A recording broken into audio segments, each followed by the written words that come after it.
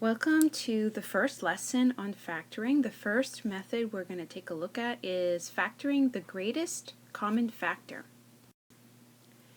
Before we dive into the GCF method, let's take a look at what it means to factor. One way that I like to explain factoring is to think of it as the reverse process of simplifying.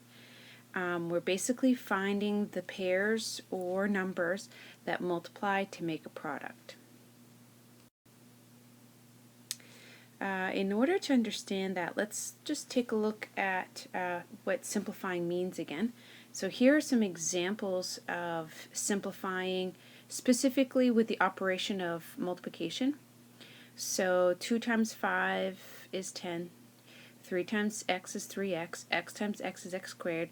We're all very familiar with simplifying and multiplying. Factoring is going to be the backwards process of that. So our job is to find factors or to find the multipliers that make the end result. So if the end result is 15 and I ask you to factor or find the factor pairs, you might say 3 times 5. Okay, we know that's not the only factor pair. It could be 1 times 15. But you're basically breaking up this value into multipliers. Same thing with 5y. It comes from 5 times y. A squared is broken down into a times a. So all of these are called factors. 5 and y are factors of 5y, a and a are factors of a squared, 3 and 5 are factors of 15. And that's currently the process we're looking at is given this, what's the factors? Given this, what's the factors, and so on. So the first kind of factoring we're going to look at is called the greatest common factor. We're basically investigating what's the largest multiplier that can divide out of a polynomial expression. I'm using the word multiplier here to try to make it easier in your mind to understand, but it's really a factor. So in this case, for GCF, which is the abbreviation of greatest common factor, think of it as a possibility of either a value that we're dividing out or a single variable, or more likely, now that we're in Algebra 2, a number and variables that are dividing out of each term in a polynomial expression. So once again, here are some examples to help illustrate what we're talking about here. So here is one polynomial expression made up of 1, 2, 3 terms.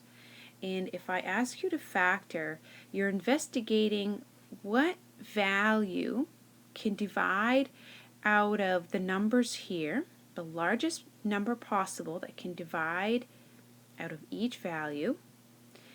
Are there any variables I can divide out that's common to each term? So that's the thinking in your mind. In this case here, 5 is a value that can divide out of 15 and 20 and 35. It is the largest possible common value that you can divide out of these 3 coefficients. So it is part of the GCF. Also notice each variable here is different, so there's no common variable, and so therefore in this case only 5 is the GCF. And when you factor, you put the value in front, you open parentheses, and then you write what's remaining when you divide the 5 out of each of these values. Okay, so this factor and this factor are the factors of this expression. Another example, here is a binomial. I've got 8 and 14 as a coefficient. I think, what's the greatest number I can divide out of 8? What's the greatest number I can divide out of 14? The same number has to divide out of both. So that's 2 in this case.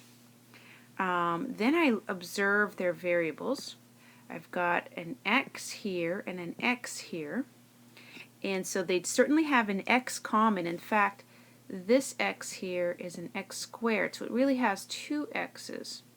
But really what's common to both terms is only one of the x's. y is not common, and w is not common. So in my greatest common factor, this value right here, I've got 2 and I've got x that can divide out of this term and out of this term. So when I divide that out, I get this remaining here, 4xy for the first term and 7w for the second term. Both of these, this group and this monomial, are factors of the beginning expression. Another polynomial, I've got 3 terms here. So I definitely got I've got an A in each term, I've got a B in each term. I don't really have a common numerical value, but what I do have in common that I can take out is a -1. So I'm going to go ahead and do that. So out of each of these terms, I can divide out -1, and normally that happens because when we want to factor and we want the first term, kind of want to look at that as a positive value most often. So -1 is common to each value that I can divide out. And then for my a's, I look at how many a's are in each. This is 2 a's.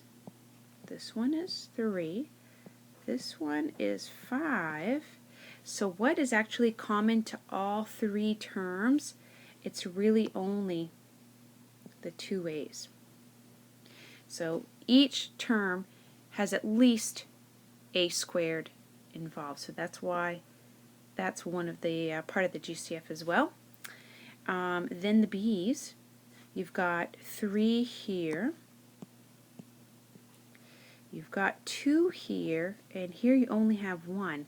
So they all have b in common, but how many b's do they most have in common? And that's only b to the 1. And so that's why here b to the 1 is part of the GCF. So when you actually divide this out of each term, you're going to get this remaining here. Okay, so these are already done for us. We're going to have to do our own here, but I'm just trying to help you follow the train of thought or the thinking behind figuring out what it is that we're going to divide out. It has to be common to each term. It can be numbers, it could be variables. Okay, it could also be a -1. Here's our first example. So once again, I've got a 1, 2, 3, a trinomial. I've got numbers in front of each term. So that's the first thing I want to think of is here's a 4, a 16, and a 32. What's the largest number I can divide out of each term? And that would be 4. And the only way you really kind of know that is either by your multiplication table, you know your multiples really well, or you pick up a calculator and you start dividing. Obviously, when the numbers are even, 2 can always be a value you can divide out. However, you need to think in your mind that we're talking about G for greatest common factor. So you want the largest value you can divide out. So 4 would be the value we're dividing out here. Then we've got variables. There's an x here, an x here, and an x here. There's only a y here and here. So guess what? Y is not common to the whole thing. So, but we do have x in common. And the question now is, x to what power is common to all 3 terms? So here again, visualize x squared here is x and x.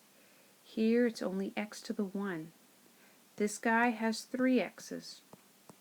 But what at most x's is common to all 3 terms, and that can only be x to the 1 because of this middle guy here. You can't have, there's not x squared here or x to the 3rd, so you can't say that x squared is common when you only have a single x. So that is your GCF, and when you divide that out of each of these terms, you write the remainder into the parentheses. So here I'll be left with an x, y, and you can check really quickly by actually applying the distributive property and seeing does it work out to the beginning. Okay, so that's kind of just the check. Minus 4y squared, because when you multiply, you'll get the 16, you'll get the x, and you get the y squared. Then plus 32 divided by 4 is 8. X to the third, divide out an x, you'll be left with x squared, and again you can check it by applying your distributive property, which is really what GCF is. It's the reverse of the distributive property. And so that is the answer here. And let me be specific here. We're talking about this. Those are the factors of the polynomial at the beginning of this problem. Another example here, we got 3 terms. We start with the coefficient, 10, 25, and 40. And I noticed that 10 is negative, so I'm going to actually definitely pull out a negative value out of everything, because that's kind of how I like to do it. Is if the first term is negative, I take out that negative 1 or negative value with the first, with the GCF. 10, 25, and 40. So the largest divisible value would be 5. Okay. 5 divides out of 10, 5 divides out of 25, 5 divides out of 40. 10 doesn't go into 25, so we can't divide that out. So that's going to have to be 5. Then we have the letters. We have a to the third, a squared, a to the sixth. So here we have 3 a's, 2 a's, 6 a's. So the most a's in common is going to have to be squared, a squared. Then we have b, b, b. We have 5 here, 2 here, 4 there. So the most b's we can take out is also a b squared. And then, what do we multiply this negative 5a squared b squared to get our beginning value? It's going to have to be a 2 and a to the 1 to make the a to the third, a b to the third, because remember your power rules, 2 plus 3 is 5, minus, plus, because we're taking out the negative here, so the negative comes out, 5, and then a squared, b squared. Well, we've got it out here, so we're not going to need it in there. Minus, because again, positive here, and we've got the negative on the outside, so we go, the 2 negatives make that positive. We've got 8, and then a squared to make a to the 6 is going to have to be a to the 4th, and then b squared out of the b to the 4th is leaving 2 b's left over. And there is the answer to factoring that. And when you actually have your polynomial, you want to look at it again and make sure that you took all the common divisible values out. So 2, 5, and 8, there's nothing that more common that you can divide out of those values. And then these, there's no more a and b common to every term. So this was our GCF, and we're now factored. When we meet up together in class, we'll do a few more examples together.